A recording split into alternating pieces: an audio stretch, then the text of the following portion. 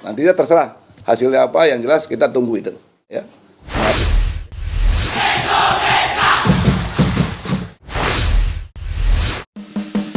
Media Vietnam sebut Piala AFF U16 2022 batal digelar.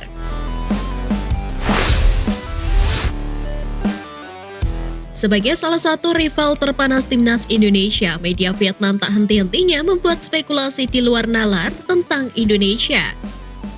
Terbaru media Vietnam Soha.vn menyebut Piala AFF U16 2022 yang diselenggarakan di Indonesia pada tanggal 31 Juli hingga 12 Agustus 2022 batal digelar. Dalam pemberitaannya, Soha.vn mengutip dari salah satu akun media sosial yang menyebut Piala AFF U16 2022 berpotensi dibatalkan karena PSSI dan Timnas Indonesia sah gabung Federasi Sepak Bola Asia Timur atau EAFF. Namun apa yang disampaikan oleh Soha jauh dari kata benar, sebab Indonesia masih sesuai rencana akan menjadi tuan rumah Piala AFF U16 2022 yang bakal digelar di Yogyakarta pada 31 Juli hingga 12 Agustus mendatang. Rumor PSSI bakal meninggalkan AFF dan gabung EAFF memang beredar dalam 2 minggu terakhir. Dugaan adanya praktek sepak bola gajah di Piala AFF U19 2022 menjadi salah satu alasan PSSI membuka kemungkinan untuk pindah federasi. Hal inilah yang menimbulkan spekulasi di Vietnam. Sebelum Soha.vn, media Vietnam dan Tri juga memberitakan jika Timnas Indonesia meninggalkan AFF dan Timnas Australia akan mengisi slot skuad Garuda di Piala AFF Senior. Berkaitan dengan hal tersebut, Koordinator Save Our Soccer, Akmal Marhali, sebenarnya menyarankan PSSI untuk mundur dari tuan rumah Piala AFF U16 2022 sebagai bentuk protes kepada AFF. Menurut Akmal, hal itu lebih logis dilakukan ketimbang pindah federasi dari AFF ke EAFF. Namun sejauh ini PSSI masih yakin tetap menggelar Piala AFF U16 2022 sesuai jadwal.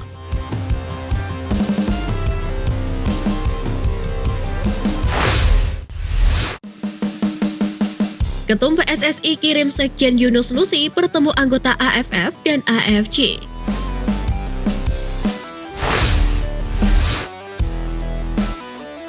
Secara tegas, Ketua Umum PSSI Muhammad Iryawan menugaskan Sekretaris Jenderal PSSI Yunus Nusi ke Singapura untuk bertemu dengan anggota AFF dan AFC.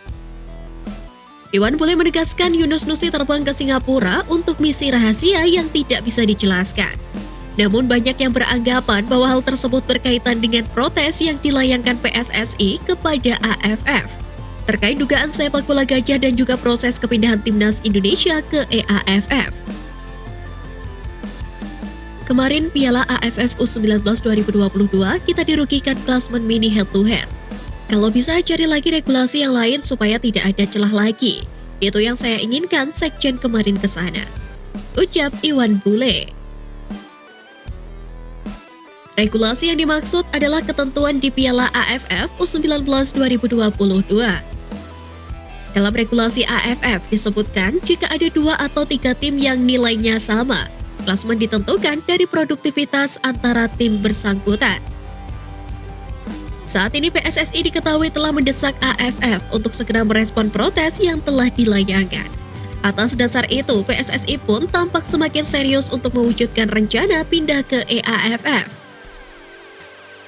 Akan tetapi Muhammad Iryawan mengatakan bahwa memutuskan untuk pindah federasi tidak semudah membalikan telapak tangan. Iwan Bule menegaskan bahwa pindah ke Federasi Sepak Bola Asia Timur harus melewati sejumlah musyawarah yang melibatkan banyak pihak. Bahkan dirinya menyebut bahwa perlu diadakan rapat besar sebelum memutuskan untuk angkat kaki dari AFF. Di lain sisi, Iwan Bule pun berterima kasih kepada para supporter dan warganet yang sudah menyumbangkan aspirasinya kepada PSSI. Muhammad Iryawan mengatakan bahwa PSSI berkomitmen untuk mendengarkan seluruh keluh kesah publik sepak bola Indonesia.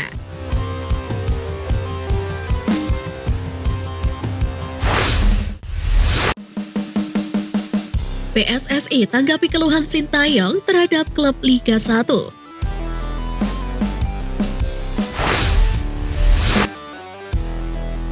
Beberapa waktu lalu Sintayong melalui salah satu podcast olahraga menyoroti klub-klub Liga 1 yang dinilai kurang memberikan kesempatan pemain timnas Indonesia. Menurut Sintayong, budaya tersebut harus dihilangkan demi mengembangkan pemain. Pelatih asal Korea Selatan itu tidak menyebut nama-nama tertentu yang hanya menjadi cadangan, tetapi dia memberikan sorotan khusus untuk posisi striker. Memang benar, pemain-pemain depan Indonesia memang menjadi perhatian khusus Sintayong sejak menangani timnas Indonesia. Pasalnya, baik dari kelompok usia sampai senior, Sintayong masih belum puas dengan performa para bomber tanah air. Adapun beberapa striker Indonesia yang pernah dicoba oleh ex-pelatih timnas Korea Selatan itu ialah Kuseidah Haryudo, Dedi Setiawan, Hanis Sagara, Muhammad Rafli, dan Ezra Walian. Menanggapi hal ini, Muhammad Iriawan mengatakan bahwa pihaknya akan mencoba untuk berbicara ke klub-klub Liga 1 untuk mengetahui alasannya. Kami perlu komunikasikan kepada mereka, belum main atau diawet-awet bisa saja. Kami akan diskusikan dulu, kami belum dapat jawabannya. Harus tanya ke klub Liga 1, banyak pemain timnas dicadangkan, ucap Iwan Bule. Di lain sisi, dengan dimulainya Liga 1 2022-2023 ini, sekaligus menjadi babak baru untuk para pemain lokal meningkatkan kualitas.